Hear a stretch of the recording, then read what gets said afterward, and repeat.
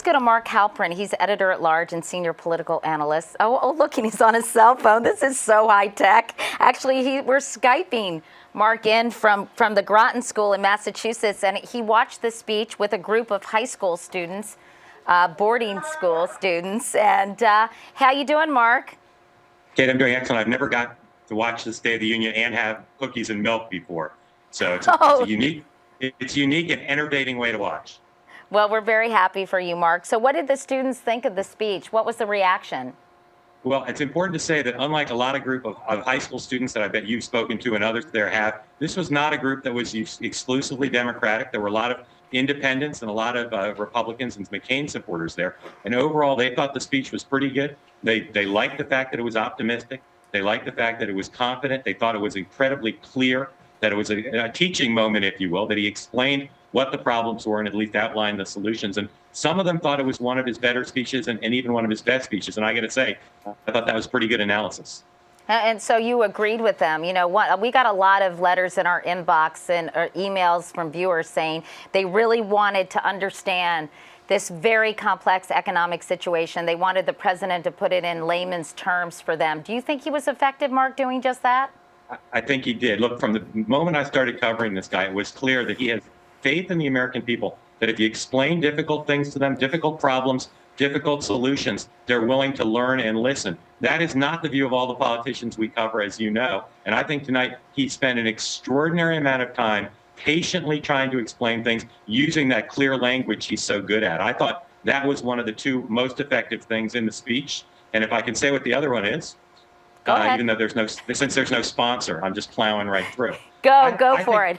I think one of the really mysterious things to me has been the lack of populist anger on the part of politicians in Washington. And obviously there's a balance. They don't want to inspire peasants with pitchforks to head to the Capitol and surround the White House. But I thought tonight he did a really good job of saying, I get it. I get why people are so mad. I get that populist anger, but without going so far as to worry the markets, as to worry some of the people in the country who'd like to protect some of the institutions that exist today. I thought that was very effective. And if there's a lasting legacy of a speech, because again, it's just a speech, it's not policy or legislation, I thought it was the tone that he struck on that, and again, the patient explaining.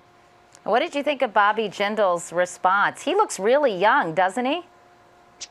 You know, he does look young, although he's been through a lot, particularly the natural disasters there. I think that he is put forward as the face of the future of the Republican Party. My guess is, I haven't done the full math on this. I worked on the abacus and the car ride here. I think it's the youngest combined age of a president and the responder from the other party in the history of the United States. 2 kids addressing the country. But also, I got to say, two smart and young, accomplished guys. And the students here, I think, they didn't talk about this explicitly, but having a young president, if he's young and not confident and not someone, in the case of both these guys, if they weren't confident and accomplished, I think being young would be seen as a handicap. In this case, I think for both of them, it shows younger people and older people a sense of action and a sense of newness that, given all the problems the country has, I think is a pretty positive development for both parties. Definitely. And Bobby Jindal talking about being the son of immigrants. I mean, obviously, things have changed a lot, and it's, you know, really kind of important to point that out and in many ways celebrate that fact. Well, it's historic, and, you know, to have two sons of immigrants, that's probably not happened back maybe ever in the history of the Republic, to have that in the television age, obviously, to have 2 sons of immigrants. I'm sure it hasn't happened. And that's historic as well. And again, young people were engaged in the election like never before in many ways. The president has a chance with big high-profile events like this to try to capture the attention and to try to deal with some of these problems, which, as you know, are intergenerational. All right. Well, listen, Mark, always good to talk to you. They have this cool device called a Bluetooth. You should check it out. You know what, Katie? Mine is password protected, and when I was plunging in the password, it said, you cannot forget this password because it's impossible to unlock without it.